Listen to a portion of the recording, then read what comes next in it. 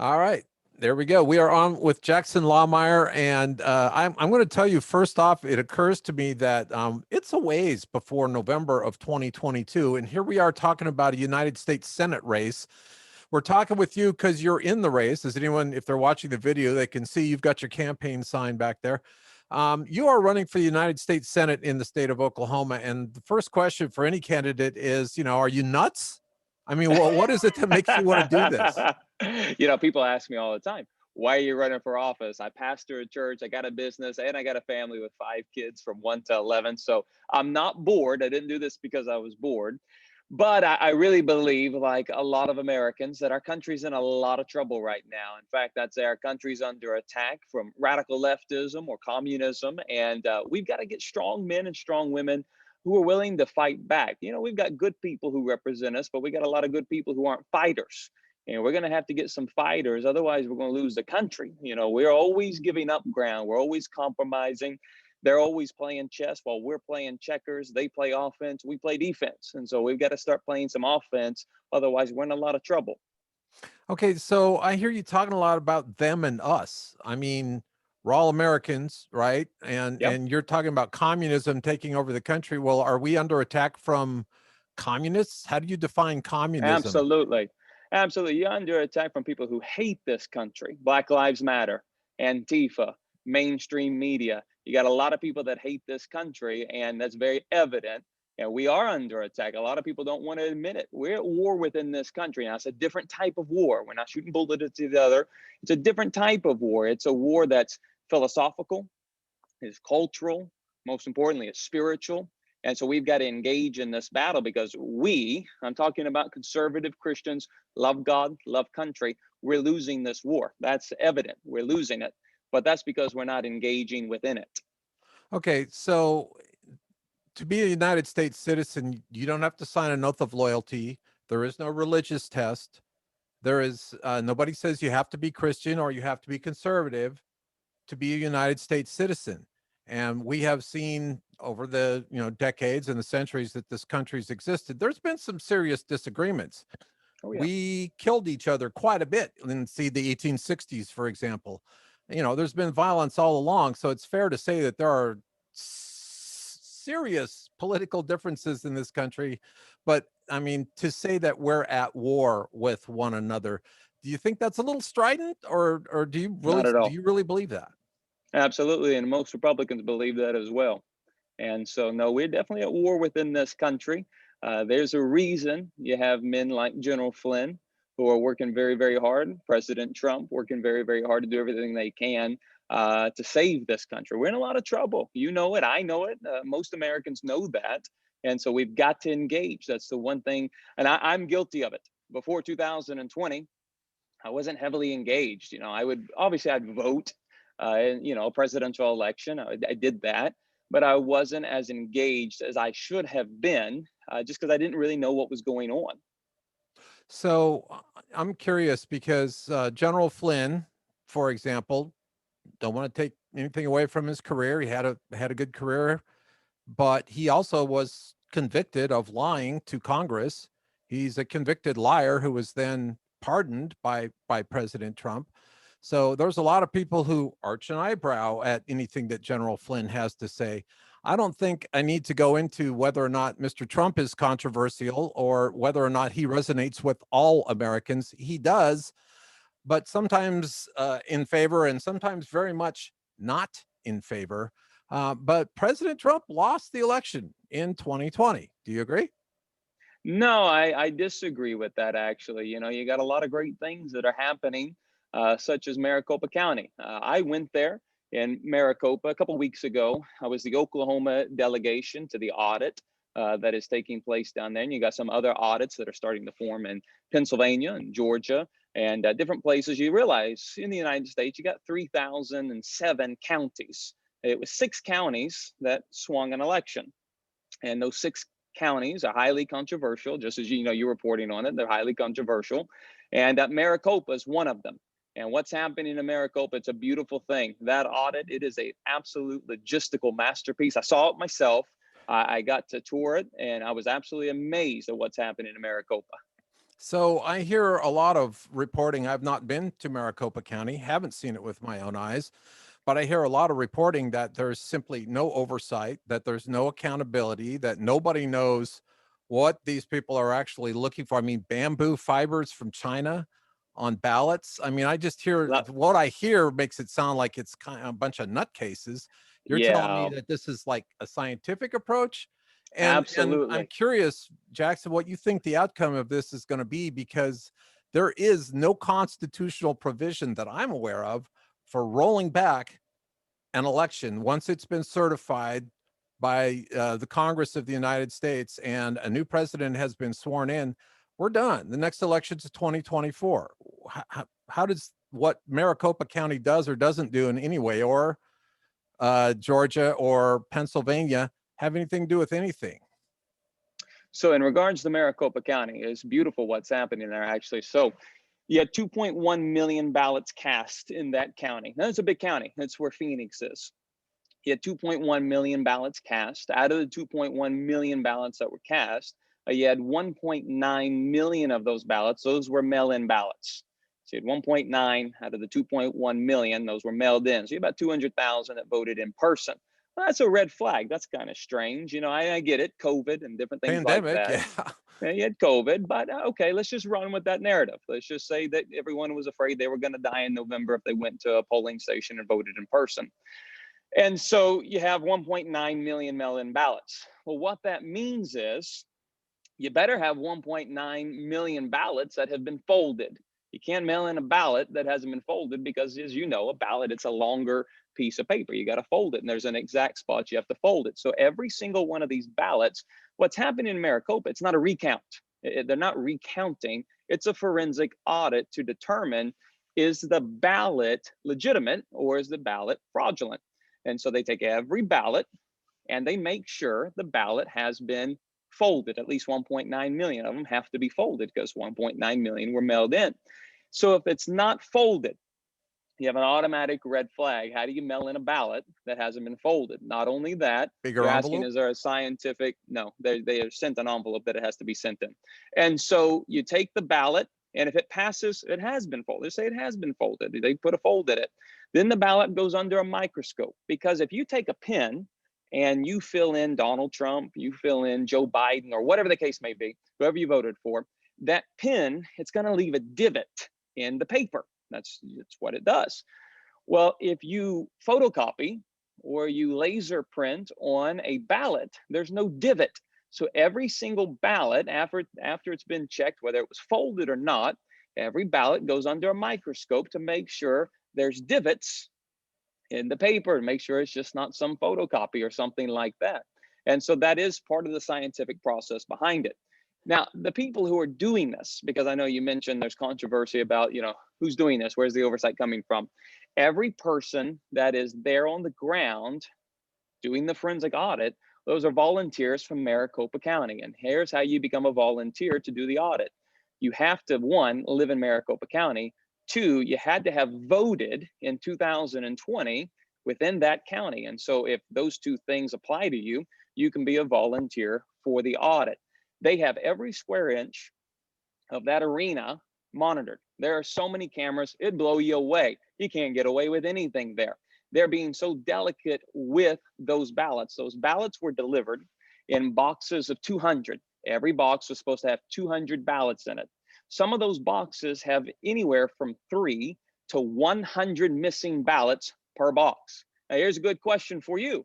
How in the world do you lose ballots in a highly contested county? We're not talking about some county like Texas County in Oklahoma, where nobody's concerned about what happened in Texas County here in Oklahoma. A lot of people, 74% of Republicans believe there was tremendous fraud in the 2020 election. 31% of Democrats believe the same thing. In fact, 51% of all voters, they believe there was tremendous fraud. Where are you So getting with those that being numbers the case, from, the Jackson? I'm sorry. Rasmussen poll that just came out, A poll. and Got those numbers have been consistent since November. And so you have a lot of people within this country that are highly concerned about the 2020 election. What actually happened there? It's a fraudulent election, it's a stolen election. You know that. I know that. I Most don't people quit know that. telling me stuff I know, brother, because Oh, I you know don't that, know that. Russell. I've not seen any proof You of that. know it, brother. I have And seen so I have seen 60 federal and state and district courts they didn't say even listen nothing to to it. see They didn't here. even listen. Okay, I mean, go ahead and finish your I'm statement. giving you some numbers. I'm giving so those boxes, they're supposed to have 200 ballots within them. You have anywhere from 3 to 100 missing ballots Was now in those this happened boxes. before or after they shipped them to Montana? This is well before. This is whenever they were first delivered to the Coliseum in Phoenix. That was where the count began, the audit and the recount and all that stuff. You have missing ballots. Not only that, in Fulton County, they're getting ready to start an audit out there. They've come out before the audit and said they're missing 24% of the ballots in Fulton County. How do you lose one out of every four ballots in a county that the entire nation's looking at? Those are just things at some point you have to say, that's interesting. How do you pull that off? So in Maricopa, not only you have missing ballots, you have phantom voters. One example that they gave me when I was in Maricopa was 20 registered voters who voted. This was just one example. They have many more. 20 registered voters who voted in 2020 in Maricopa, all registered to the same address. The address happens to be a vacant lot. They call them phantom voters. You got a lot of phantom voters in Maricopa. You got missing ballots in Maricopa. You got ballots that weren't folded. You got ballots that don't have divots. You got a lot of problems in Maricopa County, and those results are going to be coming out, and it's going to shake the country. I'm telling you, I was there. I saw it. It's going to shake the country. Okay, so what they need to do though is be able to document all this. It is And being, and trust me, is so being documented. so if there are missing ballots, and I don't know that that's been documented, that's a claim by the people that are counting the ballots, right? Well, So they're not they're saying necessarily this counting the box is supposed ballots. to have 200 in it, but it doesn't. But It doesn't have I 200 don't know ballots. if you Yeah. divide 1.9 million by 200, that's a lot of boxes. And I'm wondering Hmm. if they've got exactly 1.9 million divided by 200 boxes, or So if there's the box says how many ballots are in the box or supposed to be in the box. And here's what they do. They take the box, they open the box, and they flip the box, and they pull the box up. So the ballots that are on the bottom are on the top. And then they take that ballot, they examine it, and they put it right back in the bottom. That way, there's no chance they lost a ballot, they misplaced a ballot. Every square foot of that Coliseum monitored. You could go on and watch it at any time. There was a link to it. So it's a logistical masterpiece what they've done. They didn't want to scan any of those ballots through a machine because you scan 2.1 million ballots, odds are you may have a paper jam or something like that. You damage a ballot, then all of a sudden the media goes crazy. They're destroying ballots. So instead of putting them through a scanner where odds are you're probably going to have some mishap, they took digital pictures of every single ballot, high definition of every, because I'm telling you, logistical masterpiece. What's happening down in Maricopa, it's going to happen in Pennsylvania. It's already started. You got it in Fulton County, and it's going to shake the country. okay. So even if I grant you all of that, what do you expect to happen? Because Well, they're not going to throw out the election results of 2020, right? you're walking into unprecedented waters. We've never been here before. We've But never we been have a here before. constitution that's pretty We do. clear on this. That nobody followed. Nobody's enforcing it. Okay. Well, I again, that's a matter of debate, and you are absolutely entitled to your opinion. I think that it will be interesting to see what happens It's when, going to they be, get yeah. all this stuff counted. But there is no mechanism that I'm aware of in the Constitution of the United States to overturn a presidential election once it's in the can. So we can set that aside. Is that the only reason you're running for Senate? Because Absolutely you're not. upset about the election? Or Oh, absolutely not. okay, so tell me what else you got cooking. What is it that, because I'm going to tell you, I'm not a Christian. I don't own a gun. I don't vote down a party ticket, Republican or Democrat, ever, never in my life. I'm an independent voter. So you tell me why I should vote for you. Well, I think the simple reason is if you realize how much trouble that this country is in. I mean, we are in tremendous trouble right now. Let's just say, hypothetically, theoretically, plausibly, just maybe, Joe Biden won, which he didn't. But let's just say he might have won. It's not fair to him as a sitting president that 74% of Republicans view him as an illegitimate president. So we've got to restore voter confidence. They don't view him. I don't view him as a legitimate president. It's not fair to him if he actually won, which he didn't win, but let's say he did. It's not fair. So what we have to do is we've got to restore voter confidence. That's very important. That's one of the reasons I'm running. Election integrity, it's the number one issue our country faces right now. You don't have fair, you don't have legal elections, you don't have a free country. I know we've got a crisis at the border. It's a tremendous crisis. I bet we could agree that we have a tremendous crisis at our southern border. You're never going to solve the crisis if you don't have fair and legal elections. You're never going to solve it. The dollar's being destroyed. You're never going to solve that problem. You don't have fair and legal elections. So we've got to make sure we have election integrity. I've been beating that drum for a reason, because it's very important. We've got to restore confidence that your vote is worth one, my vote is worth one, and my dead great grandmother doesn't get to vote in an election. We've got to restore that type of confidence. This is the United States of America. We got to restore that, first of all. Other things, we've got trouble culturally. For example, you have a terrorist organization within our borders called Black Lives Matter. You've also got Antifa. And when it comes to those two groups, we have a senator here in Oklahoma. His name is James Lankford. That's who I'm running against. I call him the great appeaser. He tries to appease these different groups of people. If you remember the summer of rioting last year, Black Lives Matter, the domestic terrorist organization causes $2 billion of damage. It's the height of all these different riots. And James, representing the state of Oklahoma, proposes an amendment to replace Columbus Day with Juneteenth as a federal holiday. Now, there's nothing wrong with Juneteenth. That's a great day in American history. When word finally got down south to the Texans who were still in slavery, they've been set free. It's a great day in American history. But there's nothing wrong with Columbus Day either. That's American history. In 1492, Columbus sailed the ocean blue. We don't need to erase. We don't need to eradicate our history. We don't have a perfect history. Nobody's arguing we have a perfect history, but it is our history. And we can't bow down and try to appease cancel culture. They're not going to settle for Columbus Day. That's not what it's about. And so we have to be willing to push back. What we need right now is we need fighters. We've got to have people that are going to start playing offense. And that's why I'm running, is because I don't see very many fighters within my camp. So my camp is the conservative Christian camp, and we don't have very many fighters. And that's one, and that's probably the main reason that I'm running. We're going to fight for our values as well, just like those on the left. They're adamant. They fight for their values, and they do a much, much better job than we do. They're united. They have a common purpose. They have a common cause, and they go after it. And so we've got to start doing that on the conservative Christian side as well. So I would say a couple things occur to me. One, Columbus never made it to anything that is currently the United States. So I'm not totally He sure discovered the why. new world. Huh? He discovered the new world. He Now didn't do listen to that this. either. The Vikings were You here a good realize, 450 years before Columbus was. And there was, listen. You by the way, an realize, entire population of indigenous people already living here. and we They have kind of feel Indigenous like People they Day. discovered it. And We so have that's Indigenous why, People Day. Juneteenth, the Native American Day, whatever.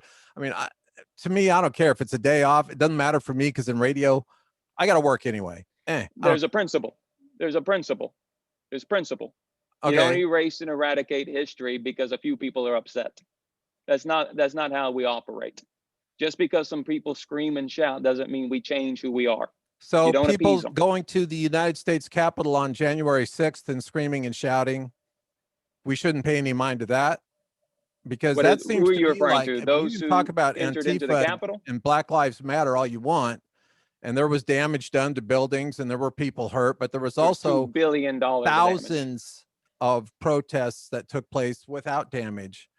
There were There was $2 billion estimated, of depending on damage. where you read, between 94 and 96% of all of the demonstrations that took place without so much as a broken window, including here in Tulsa.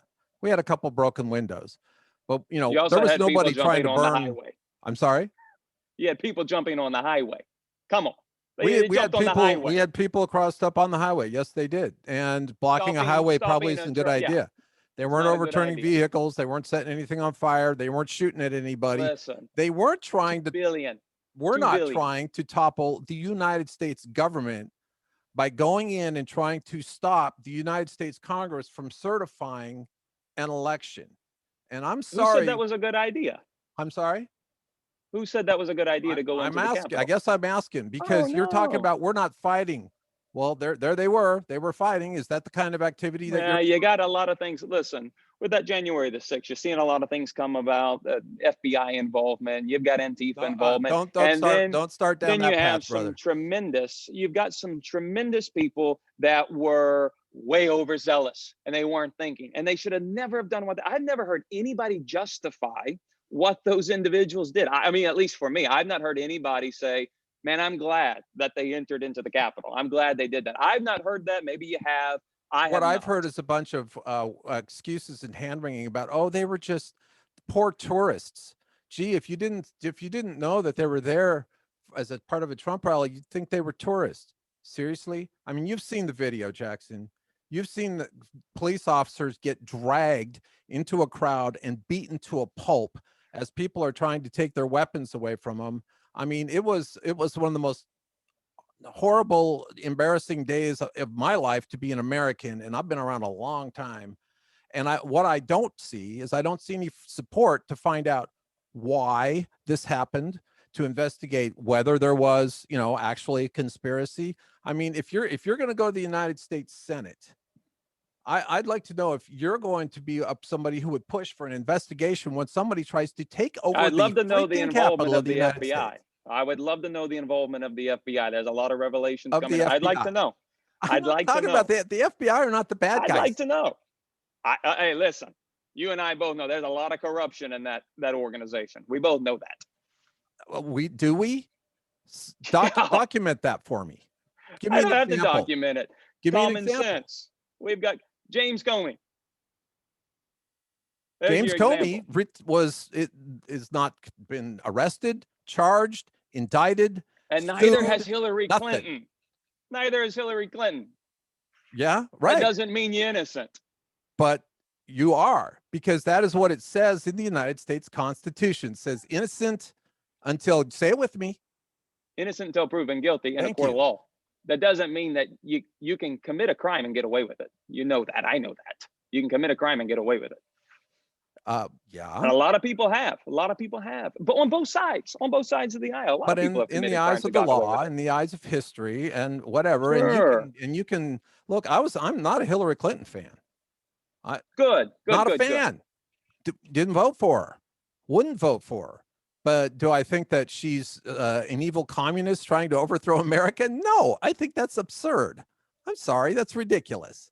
Now, do I think that she's all about Hillary Clinton and all about political power and self-aggrandizement and raising money? Sure, which makes her a politician, right? Not like that. Not this guy. Okay, well, good, good. And there are politicians that are different. There's quite a few of them. But what I asked was, what besides the election process, what besides election security, what are you running on besides that? Because Southern. you got a lot of stuff going on in this Oh, country. we've got a lot of Let's talk stuff. about We've got a lot of stuff. COVID-19. We got the Delta variant coming into the into the Oklahoma in huge numbers. Cases up in Oklahoma in the last week by 31%. All right. I'm glad you bring this up because this is something I'm running on. One of the things I'm running on is medical freedom. Medical freedom. Nobody, and I mean nobody. It's the United States of America. We don't live in China. We got to remember this is the United States of America. Nobody in the United States of America should be pressured, coerced, or forced to take a vaccine. Nobody should As be far as I'm under that aware, pressure. nobody is being coerced or pressured or forced into Oh, taking a there's a lot vaccine. of pressure out there. I saw OU Medical say if they haven't had their vaccine by, I think it's August 31st. Don't hold me to that For their exact date. I know employees? how people, Yes. yes, I've seen that. I've seen universities. My alma mater, ORU, they got caught up in that for a minute and then got some common sense and backed off of it. But that should not be happening here. A discussion about vaccine passports shouldn't be happening in the United States of America. So medical freedom, I think it's very, very important. Nobody should be forced to wear a mask. We all know they don't work. Fauci said they don't work. I know a lot of people worship that guy. We knew they didn't work a long, long time ago. I pastor here in Tulsa.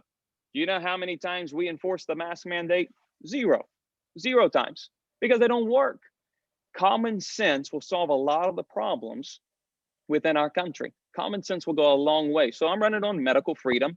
We've got to solve the crisis at our southern border. We got to finish the wall. That's one way. It doesn't solve it, but it helps solve the problem.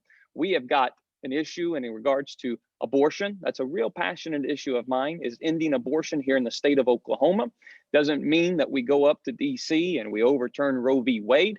Odds of that happening, very unlikely. So I'm not going to say, hey, I'm going to go up to DC and we're going to overturn Roe, like a lot of politicians. They overpromise and they never deliver. That's not the angle that I see. I see myself as a U.S. Senator being able to come behind the state of Oklahoma, saying here in Oklahoma, not California, not New York, but here in Oklahoma, we're going to be an abortion-free state. I would get behind that and use the influence as a senator to do that, because our states have rights. Too often we think the federal government is what gives our state its rights. That's not the case. States give the federal government their power to operate. And so we have to get back to understanding how our country is supposed to run. But nobody's playing by the rules, as we talked a few minutes ago about the Constitution and pathways and enforcing. Nobody's playing by the rules anymore. And that's one of the issues that we're really facing right now. So you are aware that federal law supersedes, and that kind of the whole point of Roe v. Wade was that in fact, the whole point of the Civil War was that states' rights are limited by what is, enshrined in the Constitution, mandated by federal law, and approved in a court by the Supreme Court, right? That's not true. Okay, explain to me why that's not true. Marijuana in the state of Oklahoma. Okay. So because we passed medical cannabis in Oklahoma, which is illegal federally. Right. No, it is. And if the federal government Exactly. decided that they wanted to come to Oklahoma and enforce it, they could, but they would also have to Not go to gonna 38 happen. other states. States have rights. States have rights. Well, so give me an example legally of, in a court where there was a decision where the states' I don't rights need were to give you an overheld example. over It's the federal 10th law. Amendment. Huh? The 10th Amendment. It's the 10th Amendment. State of Oklahoma exercised their right, said if we want to sell and grow medical marijuana here in Oklahoma, we're going to do it. And we decided to do it. Here's the thing. I was just told this.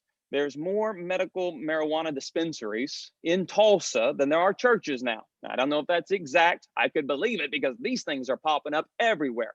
How in the world are there that many dispensaries in Tulsa, state of Oklahoma, yet it's illegal federally? It's because the state of Oklahoma said this is how we're going to operate here. States have rights. This is the United States of America. Okay. We chose to do that, and we're doing it. So let me give you a counter. You got a driver's license? I sure do. Do you have the real ID driver's license? I do not. I do not. So if you want to get on a plane, starting here in a few months, you'll need one, or you'll need a passport. Sure. Even though the state of Oklahoma, when Real ID was first passed after 9/11, said, nope, not in Oklahoma, we're not doing it.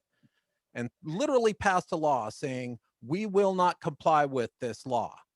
And then went like this for about 10 years, then almost 20 years. And guess what? They're issuing real IDs in the state of Oklahoma.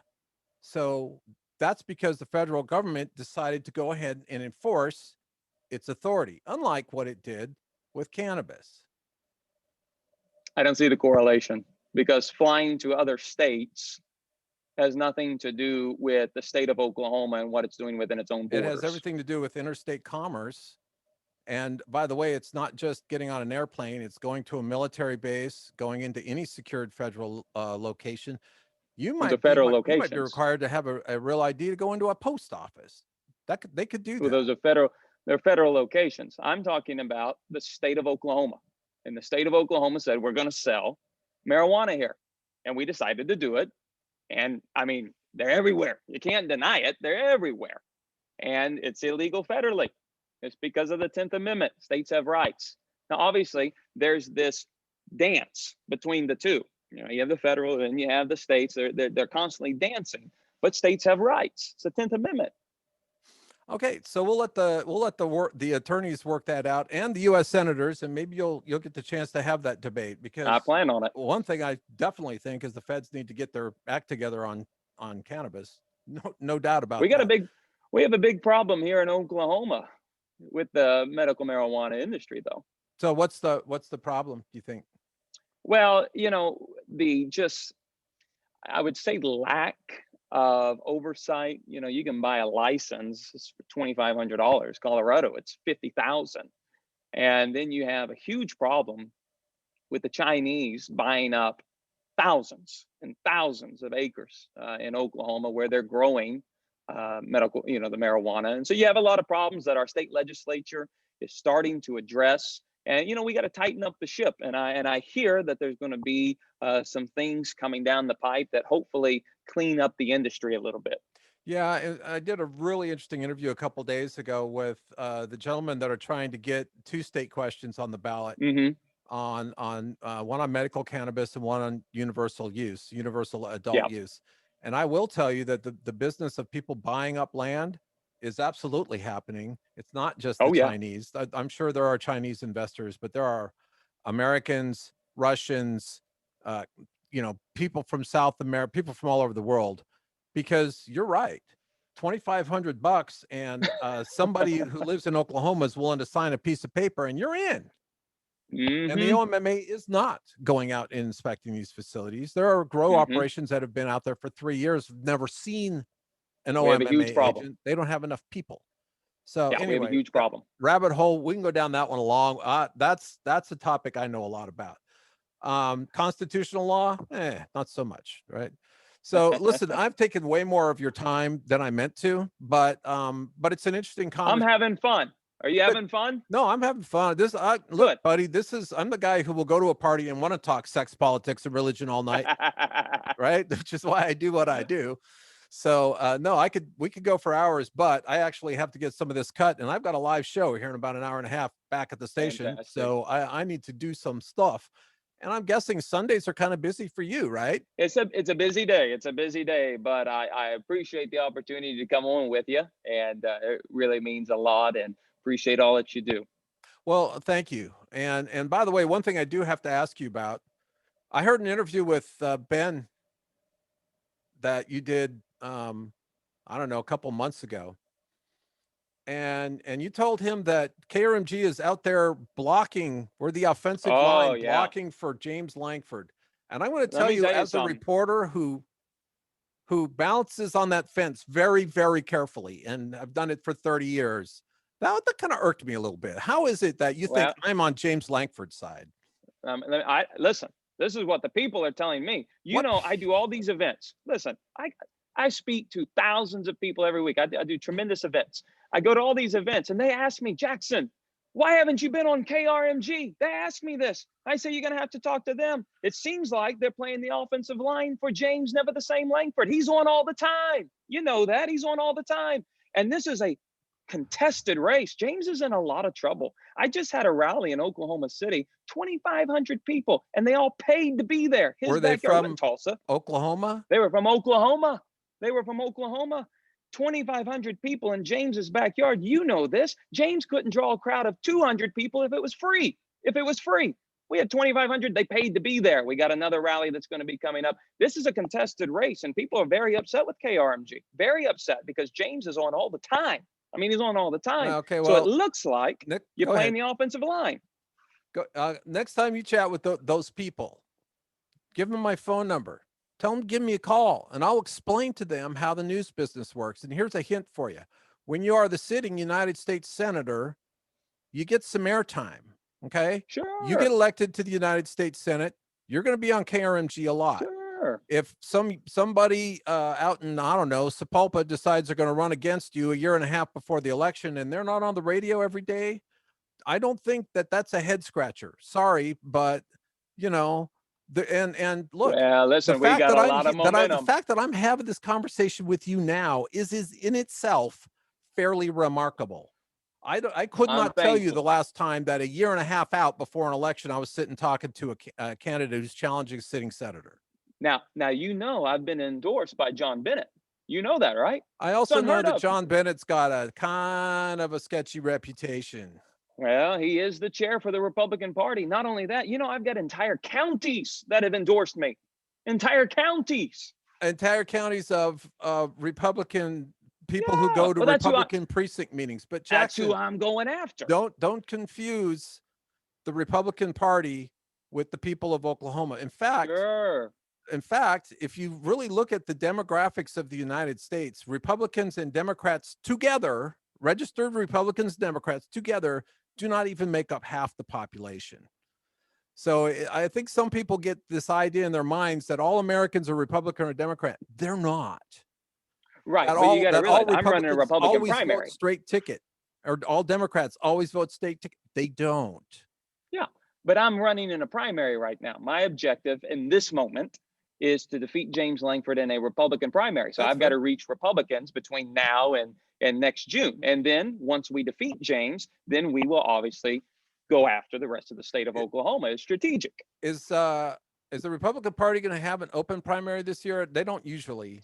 I'm not entirely sure. I'm not entirely sure how that's going to happen. Okay. Well, interesting. Well, one thing for sure, it's a fairly safe bet. It's going to be a Republican winning that election come next November. I think so. I I don't see think the I think the real Democrats, battle's the primary. and I keep asking them, "Are you guys going to run somebody?" I'm not even sure if they have somebody running right now. I haven't Right seen now they anybody. don't.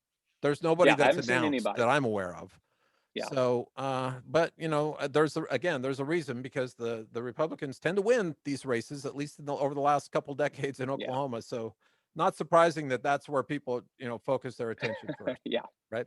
All right, been a pleasure absolutely. chatting with you, brother. I'm sure we Yes, will do sir. it again, and you've got my digits. Absolutely. Yes, likewise. All right, thank you. Yes, Uh, sir. Thank you. All right, bro. Have a good one. You too. Oh, and you got a service tonight? No, not tonight. Not tonight. I'm gonna go mow my yard. Hopefully, it didn't rain too much. I've been traveling so much. I gotta mow my yard. Okay, well, get on that. I don't have to do that anymore. Uh, And I all right. can't. You have a good one. You too, bud. You can go ahead Bye and bye. drop. I'm having trouble getting this recording to come up. Okay. There we go.